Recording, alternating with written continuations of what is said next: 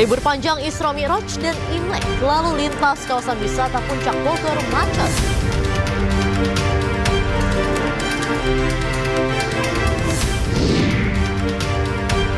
Jenazah korban kebakaran Glodok Plaza Pramugari Osi Mayukari akan diserahkan ke pihak keluarga malam ini.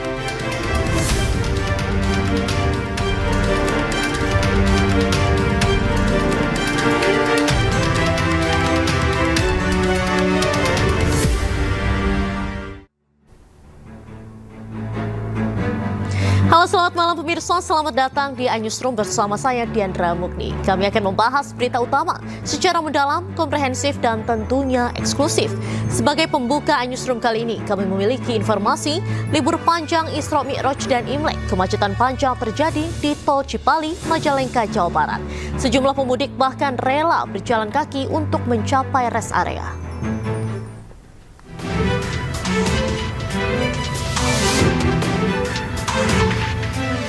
Memasuki libur panjang, Tol Cipali dipadati kendaraan pemudik. Mobil mayoritas berasal dari Jakarta yang akan menuju ke arah Cirebon. Kemacetan panjang yang terjadi membuat kendaraan terjebak hingga 1 jam lamanya. Sejumlah pemudik bahkan terpaksa berjalan kaki untuk menuju rest area kilometer 166 Majalengka. Emang macet, Kang? Macet. Berapa lama? Sudah 1 jam lebih. Sudah 1 jam lebih. Jadi rela jalan kaki? Rela. Berapa jaraknya nih? Deket. Ada 500 meter? Nggak ada lah. Nggak ada? Nggak ada. Selain jelang memasuki rest area, kemacetan juga terjadi di kilometer 154 hingga 162 Tol Cipali yang mengarah ke Cirebon. Lantas Polda Jabar memberlakukan kontraflow untuk mengurai kemacetan. Kita melakukan kontraflow di kilometer 157 sampai 162 untuk mengurai kepadatan arus lalu lintas akibat dari kecelakaan truk terguling. Kemudian di pukul 13.00 kita melaksanakan CB kontraflow di kilometer 162 hingga ke kilometer 169 untuk mengurai kepadatan arus lalu lintas yang akan masuk ke rest area kilometer 166. Diprediksi puncak peningkatan arus kendaraan libur panjang terjadi pada Sabtu ini. Dari Majalengka, Jawa Barat, Muhammad Zaini Johadi, iNews melaporkan. Pemirsa, libur panjang Isra Mi'raj dan Imlek, stasiun Pasar Senen dan Bandara Soekarno-Hatta dipadati penumpang. Para penumpang hendak mudik ke kampung halaman sekaligus berwisata. Ribuan penumpang memadati ruang tunggu stasiun Pasar Senen, Jakarta. Mereka akan menghabiskan libur panjang Isra Mi'raj dan Imlek dengan mudik ke kampung halaman sekaligus berwisata. Menurut Humas PT KAI Daob 1 Jakarta, hari ini merupakan puncak keberangkatan penumpang kereta. Lebih dari 16.000 penumpang berangkat ke sejumlah daerah di Pulau Jawa dari stasiun Pasar Senen. Sementara itu, ribuan penumpang pesawat memadati Bandara Soekarno-Hatta, Tangerang, Banten. Di libur panjang Isra Mi'raj dan Imlek ini, jumlah penumpang pesawat di Bandara Soekarno-Hatta naik 20%. Adapun kota tujuan favorit mayoritas penumpang diantaranya ke Denpasar, Medan, Surabaya, dan Makassar. Pengelola bandara menghimbau kepada para calon penumpang untuk tiba di bandara lebih awal sebelum keberangkatan.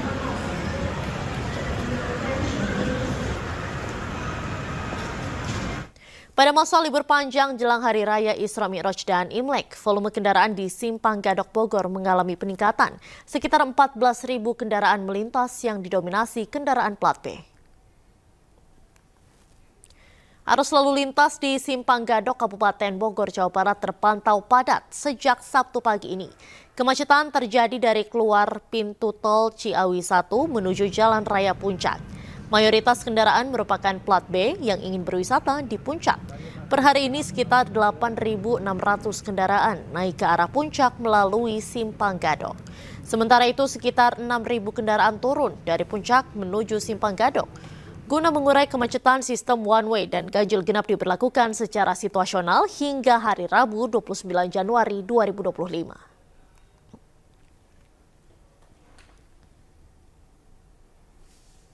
Dan untuk mengetahui arus lalu lintas dalam masa libur panjang kali ini, kita bergabung dengan Syahreza Zanski yang berada di Simpang Gadok Puncak dan Ayah Nufus yang berada di Stasiun Pasar Senen. Kita akan ke Ayah Nufus terlebih dahulu di Stasiun Pasar Senen. Selamat malam, Ayah. Bagaimana situasi di Stasiun Pasar Senen malam ini? Selamat malam Diandra dan juga pemirsa. Di awal menjelang libur panjang dalam rangka perayaan Imlek dan juga cuti bersama di tahun 2025 ini, situasi di Stasiun Senen sejak pagi tadi memang sudah cukup ramai begitu ya. Terbukti dari informasi yang kami dapatkan, Daop 1 ini sudah berhasil menjual tempat duduk sekitar 37.000 lebih tempat duduk, yang mana yang terbanyak ini ada di Stasiun Senen sekitar 21.668 tempat duduk yang sudah terjual begitu ya. Dan memang hingga saat ini pun masih ramai situasi di sini dengan keberangkatan yang sudah terjadwal, di antaranya adalah Purwokerto, Lempuyangan dan juga Surabaya Pasar Turi. Dan tadi kami sempat berbincang dengan beberapa calon penumpang begitu ya yang ingin melakukan pemberangkatan. Memang beberapa di antaranya ingin melakukan pulang kampung dalam rangka libur panjang ini, dan ada beberapa juga hal yang menjadi kekhawatiran bagi para penumpang ini terkait dengan gangguan perjalanan akibat luapan air di jalur Gubuk Karangjati di antara juga pemirsa. Dan saya ingin langsung saja berbincang dengan salah satu calon penumpang yang nantinya akan berangkat tujuan ke Surabaya. Ada Mas Adi. Selamat malam Mas Adi. Selamat malam Mbak. Mas, rencananya malam ini tujuannya kemana Mas? Surabaya, tapi lanjut lagi ke Banyuwangi, Serono, ke Jambi. Ya, dalam rangka liburan ya Mas ya? Liburan Mbak. Oke. Mas, ini kan kita sempat dapat informasi ya terkait dengan ada penutupan di Semarang, terkait dengan stasiun Semarang. Mas, nanti rencananya akan melewati jalur itu apa enggak? Seharusnya ngelewatin. Oke. Cuman ini was-was juga nih. Oke. Tapi udah dapat informasi terkait dengan banjir itu ya? Udah, untuk rel yang longsor udah. Terkait dengan pengalihan jalur sendiri Masnya sudah tahu? Untuk sedikit-sedikit sudah tahu sih Mbak. Jadi nanti khawatirnya ketika transit ya? Ya, nanti kan saya transit Surabaya. Nah, dari Surabaya ke Banyuwanginya takut telat itu Mbak. Oh gitu ya, karena memang kabarnya ada penambahan waktu juga ya Mas? Iya, betul. Terima kasih Mas Adi kalau begitu atas perbincangannya. Ya, di antara memang dari beberapa penumpang yang tadi saya ajak berbincang begitu ya, memang ada kekhawatiran terkait dengan perubahan jadwal apabila dilakukannya pengalihan jalur akibat ditutupnya beberapa jalur yakni Gubuk Karangjati. Dan memang dari KAI Daop 1 Jakarta sendiri ini sudah menerima laporan dari Daop 4 Semarang terkait dengan luapan air yang kembali menutup jalur kereta api di kilometer 32 antara stasiun Gubuk dan juga stasiun Karangjati Kabupaten Kerobokan pada Jumat malam. Dan dari informasi yang kami dapatkan, demi menjaga keselamatan dan juga kenyamanan dari para penumpang, memang sudah ditutup jalur tersebut untuk sementara akibat gerusan yang terjadi di luapan air ini. Dan dari KAI sendiri ini telah menyiagakan ratusan petugas di sana dan juga berserta prasarana dan juga alat berat untuk terus mengevakuasi dan juga membersihkan jalur sehingga nantinya dapat dibuka kembali. Namun sementara sebagai antisipasi di antara juga pemirsa, dari KAI sendiri ini sudah dilakukan pengalihan jalur yang mana dapat kami rangkum begitu terkait dengan jalur Jember Surabaya Ketapang menuju ke Jakarta, nantinya dialihkan memutar via jalur Berumbung, Gundi dan juga Sambringan. Sementara dari arah sebaliknya yakni Jakarta menuju ke Malang dan juga Surabaya ini harus memutar via jalur Berumbung, Solo dan juga Surabaya. Dan dari informasi yang kami dapatkan dari pihak PT KAI, untuk waktunya sendiri memang karena memutar begitu ya, penumpang harus lebih lama 1 jam jika dibandingkan waktu biasanya. Diandra. Baik, terima kasih Ayah Nufus langsung dari Stasiun Pasar Senen. Kemudian kita akan ke Syahreza Zanski langsung dari kawasan Puncak. Syahreza, selamat malam. Bagaimana kawasan wisata Puncak? Apakah malam hari ini masih macet?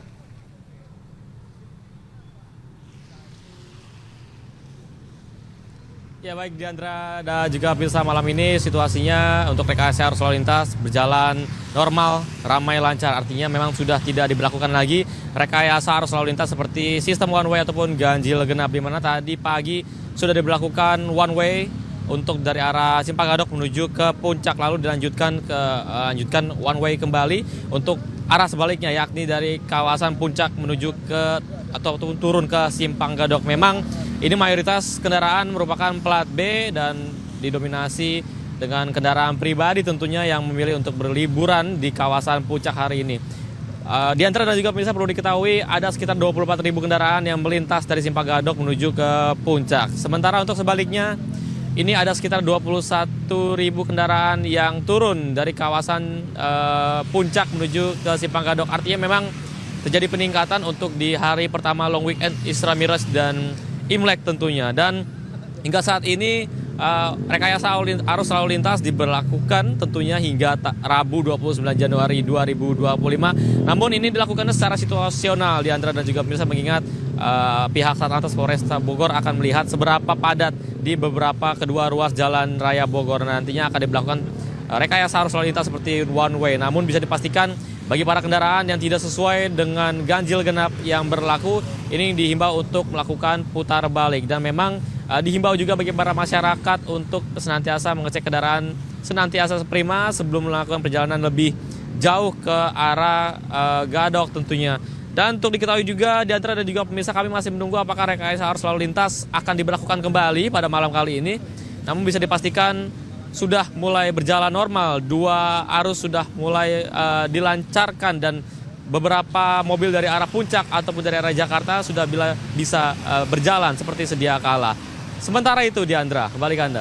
Baik, terima kasih Syahreza Zanski langsung dari kawasan wisata Puncak, dan juga sebelumnya ada Aya Nufus langsung dari stasiun Pasar Senen. Terima kasih kawan-kawan, salam sehat selalu.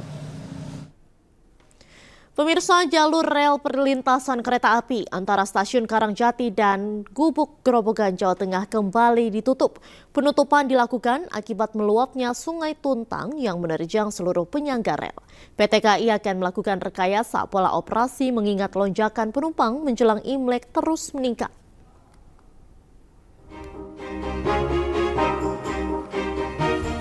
Seperti inilah kondisi dua perlintasan kereta api yang sehari lalu telah selesai diperbaiki dan telah dilakukan uji coba. Saat ini kedua rel dalam kondisi menggantung. Seluruh pasir dan batu tiang penyangga yang telah terpasang hanyut diterjang derasnya banjir susulan dari Sungai Tuntang yang jebol beberapa hari lalu. Kondisi rel yang membahayakan membuat PT KAI Daop 4 Semarang, Jawa Tengah menutup kembali jalur perlintasan. PT KAI akan melakukan rekayasa pola operasi untuk memutar jalur perjalanan kereta api meski jarak tempuh akan lebih jauh, namun perjalanan kereta tetap berjalan. Berbagai upaya perbaikan sudah dilakukan oleh KAI dan pada saat ini kami berkoordinasi dengan semua stakeholder, baik dengan PUPR juga pemerintah daerah, bagaimana nanti percepatan pembangunan tanggul sungainya. Dan ini untuk keselamatan perjalanan kereta api juga, dan kami sangat fokus dengan keselamatan. Saat ini rekayasa pola operasi terus dilakukan karena KAI sedang menghadapi lonjakan penumpang terkait dengan libur long weekend untuk Imlek. Saat ini ada 5 perjalanan kereta api yang dialihkan melalui rute Berumbungan, Gundih, Gambringan, Grobogan, Jawa Tengah. Sementara itu, 6 perjalanan kereta api lainnya diputar melalui rute Solo, Jawa Tengah. PT KAI berupaya akan menyelesaikan perbaikan rel ini dalam waktu 10 hari.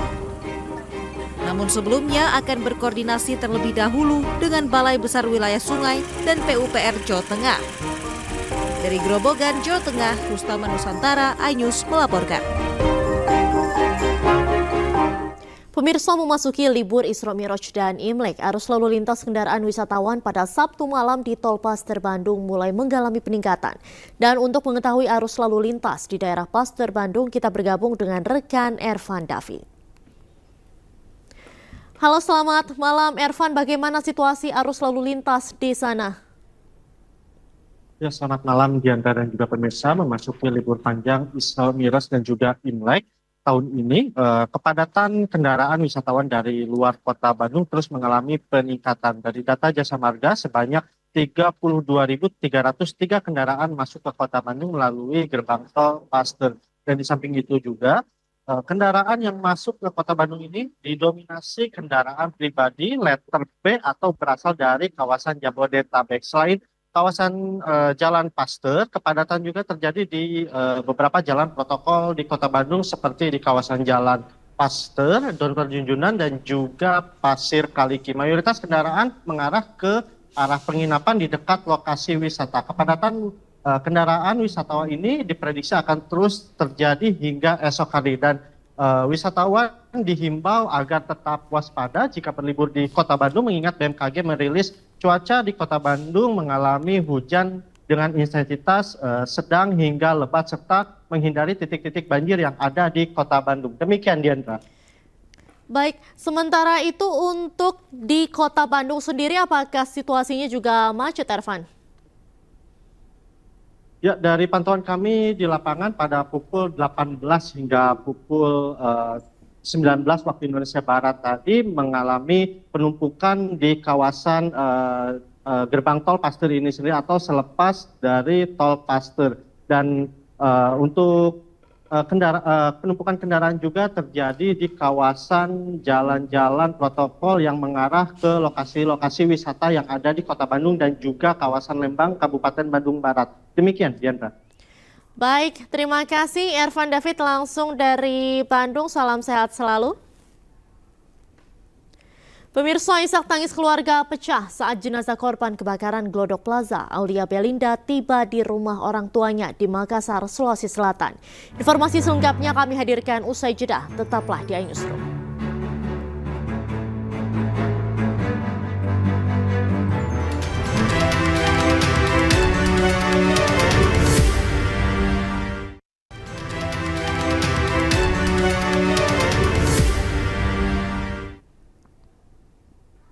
Pemirsa, Anda kembali menyaksikan Newsroom bersama saya Diandra Mukni. Isak tangis keluarga pecah menyambut kedatangan jenazah korban kebakaran Glodok Plaza Aulia Belinda di rumah orang tuanya di Makassar, Sulawesi Selatan.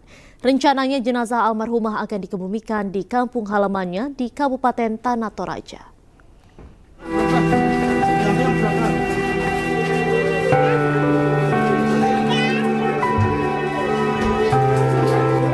Isak tangis keluarga pecah saat jenazah korban kebakaran Glodok Plaza Aulia Belinda Kurapak tiba di rumah orang tuanya di Jalan Bontoduri 6, Kota Makassar, Sulawesi Selatan. Jasad korban berhasil diidentifikasi berdasarkan hasil pemeriksaan antemortem dan postmortem. Sejumlah kerabat turut berdatangan ke rumah duka. Selain mengucapkan bela sungkawa, juga untuk menguatkan pihak keluarga atas kepergian korban. Di rumah orang tuanya, jenazah akan diibadahkan sebelum nantinya akan diberangkatkan ke kampung halamannya di Sanggala Selatan, Kabupaten Tanah Toraja, Sulawesi Selatan untuk dimakamkan. Di mata keluarga, korban dikenal sebagai sosok pekerja keras. Korban masih sempat berkumpul bersama keluarga pada tanggal 3 Januari lalu untuk menghadiri acara lamaran kakaknya di Kota Makassar. Korban diketahui menjadi korban peristiwa kebakaran Glodok Plaza saat diajak temannya untuk menghadiri acara pesta ulang tahun. Terakhir ketemu sama adik tanggal 3 Januari kemarin pas acara lamaran saya. Ini saja. Itu rencana dari ini kan jenazah sudah tiba di Makassar, Pak. Rencana kapan dikebumikan dan di mana lokasinya? Rencana sebentar malam jenazah adik kami mau bawa ke Tanah Toraja, di mana nanti akan dimakamkan di sana bersamaan di tempatnya Bapak di Tongko Sarapung namanya Sangalla. Dari Makassar, Sulawesi Selatan, Yoel Yuswin, iNews melaporkan. Pemirsa, sebanyak 3 dari 12 korban tewas kebakaran Glodok Plaza Jakarta sudah berhasil diidentifikasi. 2 diantaranya sudah diserahkan kembali ke keluarga masing-masing.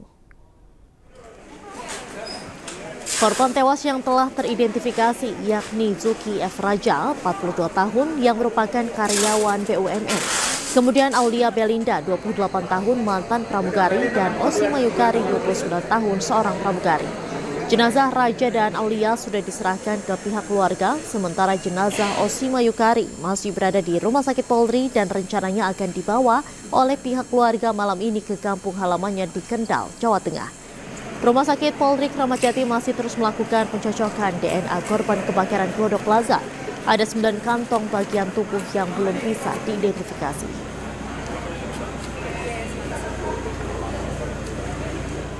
Sebelumnya setelah 9 hari dinyatakan hilang, jenazah Osima Yukari Pramugari yang jadi korban kebakaran Glodok Jakarta berhasil diidentifikasi. Tak hanya itu, mobil milik Osima juga berhasil dievakuasi oleh petugas gabungan dan diserahkan ke pihak keluarga.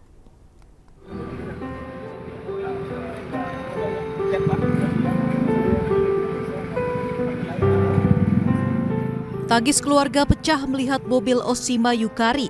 Petugas gabungan yang terdiri dari Damkar, BPBD, dan Polri berhasil mengevakuasi kendaraan Honda Brio dengan plat nomor B1672 VOR ini.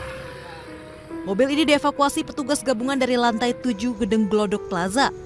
Dari kendaraan ini, petugas menemukan karcis tiket masuk Glodok Plaza pada hari Rabu 15 Januari 2025 pukul 18:43 waktu Indonesia Barat.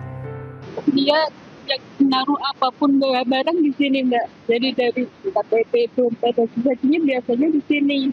Karena dia kalau pergi nggak suka pakai kayak dompet, nggak pernah. Jadi hanya HP. Osima Yukari merupakan salah satu korban tewas pada tragedi kebakaran Glodok Plaza. Saat kejadian, ia bersama rekan sesama pramugari sedang merayakan ulang tahun salah satu temannya di diskotik Tiara Glodok Plaza. Setelah melalui proses panjang, jenazah Osima akhirnya berhasil diidentifikasi 24 Januari 2025, tepatnya 9 hari setelah kejadian. Bapak-bapak yang menggali kubur, saya sudah siapkan, carikan tempat yang terbaik bagi anak saya. Saya tadi putusan anak-anak dulu pesan apa itu patokan tuh apa namanya? Oh iya. Ya, itu sudah pesan. Ya, batu nisan termasuk tulisannya lahir 13 Maret 1995, sekarang wafat 15 Januari 2025. Rencananya jenazah Osima Yukari akan diterbangkan ke Kendal dan dimakamkan di Desa Wonosari, Kecamatan Patebon, Kendal, Jawa Tengah. Tim Liputan iNews melaporkan. Pemirsa, kita beralih ke informasi lain. Identitas jasad wanita dalam koper yang ditemukan di Selokan, tempat pembuangan sampah akhir di Ngawi, Jawa Timur, teridentifikasi. Korban merupakan wanita muda asal Blitar yang bekerja sebagai sales kosmetik.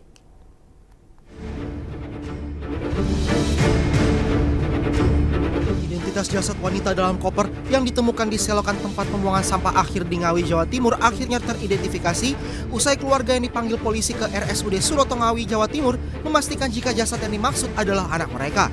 Korban diketahui bernama Uswatun Hasanah, berusia 29 tahun, warga Blitar, Jawa Timur. Keluarga mengenali Uswatun dari sandal, ikat rambut, dan tindik di perut. Korban merupakan sales kosmetik yang pamit untuk bekerja ke Tulungagung. Apa Mbak yang membuat keluarga itu yakin bahwa ini adalah keluarganya itu? Sepatu sama gelangnya, Mas. Terus? Tindik. Tindik juga. Itu memang keluar dari rumah itu sejak kapan, Mbak? Jumat. Iya. Itu pamit ke keluarga kemana? Pamit ke keluarga itu kemana? Kerja, Mas. Soalnya kerjanya kan di Tulungagung. Setelah diotopsi, Polres Ngawi kemudian menyerahkan jenazah Uswatun ke keluarga untuk dibawa pulang ke Blitar. Sementara itu, suasana duka menyelimuti rumah duka Uswatun Hasanah di Desa Sidodadi, Kecamatan Garum, Blitar, Jawa Timur. Korban diketahui merupakan orang tua tunggal dari 2 anak yang masih kecil. Korban bekerja di Tulungagung dan sempat pulang ke Blitar 5 hari sebelum ditemukan meninggal. Jenengan sama korban nggak tinggal satu rumah? Katanya tiap asal itu masih mungkin nengok pulang, masih jarang. Iya. Terakhir ketemu berarti?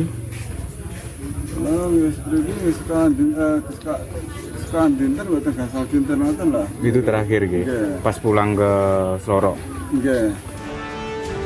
Sebelumnya warga desa Darapan, Kecamatan Kendal, Kota Ngawi, Jawa Timur digegerkan dengan penemuan jasad wanita di dalam sebuah koper.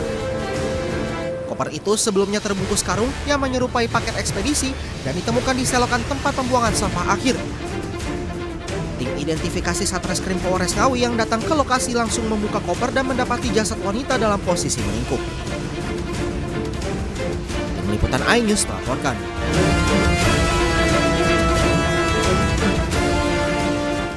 Kita ke informasi lain pemirsa, 2 jenazah korban longsor di Pekalongan, Jawa Tengah kembali ditemukan dan dievakuasi pada Sabtu pagi. Total korban tewas menjadi 25 orang dan 1 korban lainnya masih dalam pencarian.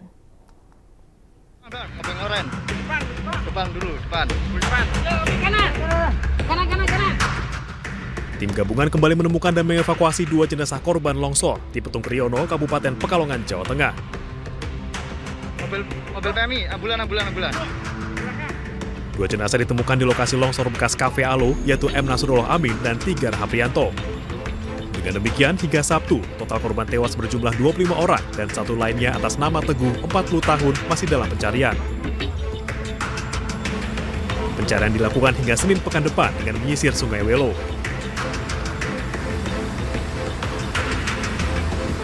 Selain menimbulkan korban jiwa, longsor juga membuat jalan utama Pekalongan ke Petung Kriono putus.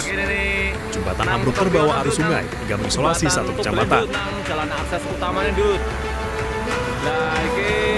Harapannya terutama akses jalan yang menuju Tembelan, jembatan putus, terus setipis Jimat juga jembatan putus. Kalau bisa secepatnya kami sangat mohon bantuan dari pemerintah maupun dari relawan-relawan, juga lampu. Listrik dari, ya? Listrik padam? Listrik dari kemarin, awet awal kejadian itu padam sampai sekarang. Warga kini terpaksa memutar sejauh 80 km atau sekitar 3 jam perjalanan melalui Wanayasa, Banjarnegara untuk menuju desanya. Bantuan pun harus dipikul satu persatu dengan melintasi sungai.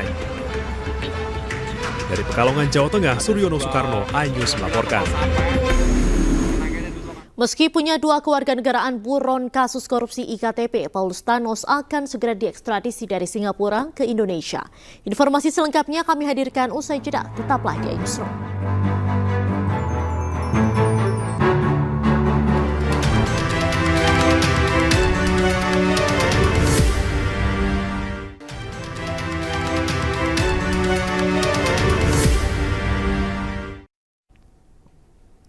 Pemirsa, Anda kembali di iNewsroom. Pembongkaran pagar laut di perairan Kabupaten Tangerang, Banten terus dilakukan.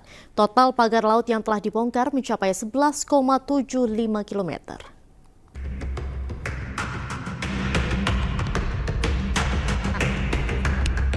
Personel gabungan Bakamla, Polair, KKP hingga nelayan dikerahkan pada pembongkaran pagar laut di perairan Kabupaten Tangerang, Banten.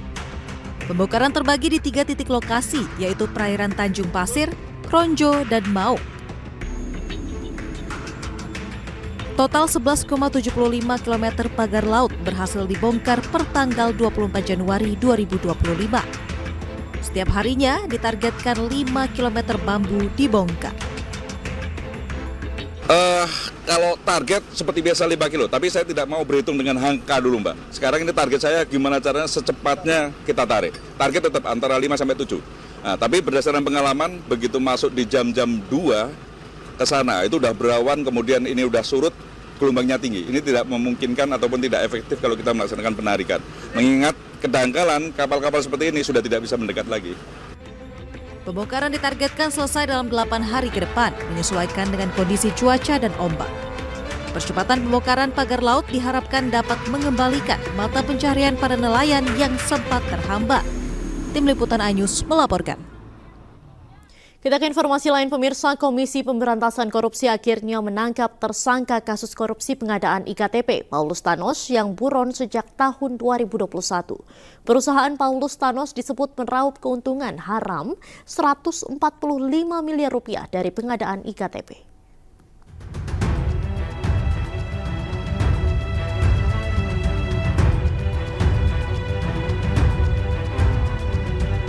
Komisi Pemberantasan Korupsi menangkap tersangka kasus korupsi pengadaan IKTP yang masuk dalam daftar pencarian orang sejak 2021, Paulus Thanos. Paulus Thanos ditangkap di Singapura dan sudah ditahan lewat perjanjian ekstradisi. Kini KPK tengah berkoordinasi dengan Polri, Kejaksaan Agung, dan Kementerian Hukum untuk dapat mengekstradisi Paulus ke Indonesia. Seperti apa ya? Mudah-mudahan semuanya lancar. Itu dulu lah. Pak, Penangkapannya gimana? Pak benar di Singapura, Pak? Sedang apa mungkin Iya, Ya, Pak. di mana? Kalau itu kan dari sana nanti ya akan tindak lanjut. Kami hanya banyak melakukan koordinasi, ya kemudian nanti mudah-mudahan semuanya lancar. Di Singapura itu rumah tinggal atau bandara atau gimana, Pak? Belum terverifikasi secara Akan berkoordinasi dengan siapa aja nanti KPK untuk memulangkan? ya pastinya dengan pihak-pihak yang terkait semuanya ya. Paulus Thanos ditetapkan sebagai tersangka korupsi IKTP sejak 2019 bersama sejumlah orang lainnya. Paulus merupakan Direktur Utama PT Sandipala Arta Putra. Dari hasil kong kali kong, perusahaan itu mendapat pekerjaan sekitar 44% dari total keseluruhan proyek pengadaan IKTP senilai 5,9 triliun rupiah. Atas praktik lancung ini, perusahaan Paulus meraup keuntungan haram 145 miliar rupiah. Tim Liputan iNews melaporkan. Pemirsa, Menko Hukum, HAM, Imigrasi dan Pemasyarakatan Yusril Iza Mahendra menanggapi kewarganegaraan ganda buron kasus korupsi IKTP Paulus Thanos. Menurutnya saat melakukan korupsi, Paulus Thanos masih warga negara Indonesia sehingga akan diekstradisi ke Indonesia untuk menjalani proses hukum. Ketika yang bersangkutan ditangkap di luar negeri, maka kewenangan untuk melakukan negosiasi perundingan untuk melakukan ekstradisi itu focal point adalah Menteri Hukum dan HAM. Dan saya sudah mendapatkan juga informasi bahwa Kementerian Hukum dan HAM bersama Kejaksaan Agung dan juga Kementerian Luar Negeri sedang berkomunikasi dengan pemerintah Singapura untuk yang bersangkutan diserahkan ke Indonesia sesuai dengan ekstradisi yang sudah ditandatangani antara pemerintah Indonesia dengan pemerintah Singapura. Paulus Thanos kan ini sekarang warga negara Afrika Selatan, Prof. Apakah bisa diekstradisi ke Indonesia, Prof? Persoalannya begini, ketika dia sedang melakukan kejahatan itu, dia warga negara apa? Ya. Dan saya kira belakangan dia baru pindah ke warga negara Afrika Selatan, dan itu pun kita mesti mempelajari juga. Karena proses untuk pindah warga negara itu kan harus ada pelepasan lebih dulu terhadap warga negara Republik Indonesia. Sementara ini kita masih menganggap yang bersangkutan adalah warga negara Indonesia. Pebulu tangkis tunggal putra Indonesia Jonathan Christie melaju ke final keduanya dalam 3 edisi terakhir dari Indonesia Masters. Informasi selengkapnya kami hadirkan usai jeda, tetaplah di iNews.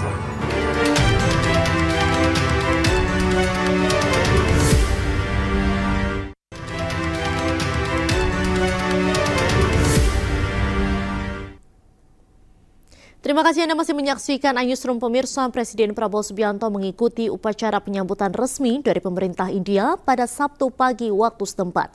Prabowo juga mengunjungi makam Rajghat Memorial untuk memberikan penghormatan kepada Bapak Bangsa India Mahatma Gandhi.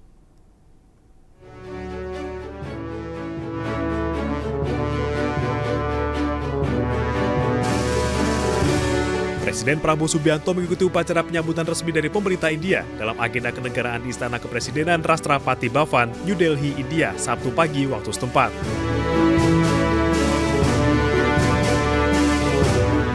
Ia disambut Presiden India Drupadi Murmu dan Perdana Menteri India Narendra Modi.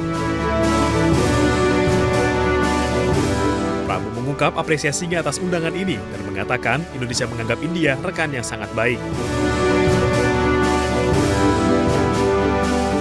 Indonesia considers India a very great friend. India was one of the first country, maybe the first country to recognize our independence, to support us in our struggle for independence. We will never forget what India did to help us.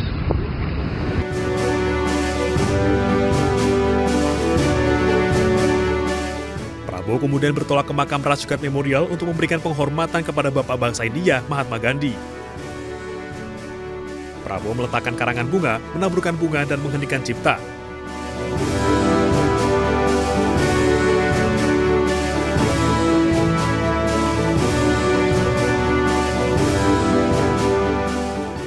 Ia kemudian kemudian menuliskan kesan terhadap sosok Mahatma Gandhi sebagai pemimpin, guru, dan inspirasi yang hebat bagi seluruh umat manusia.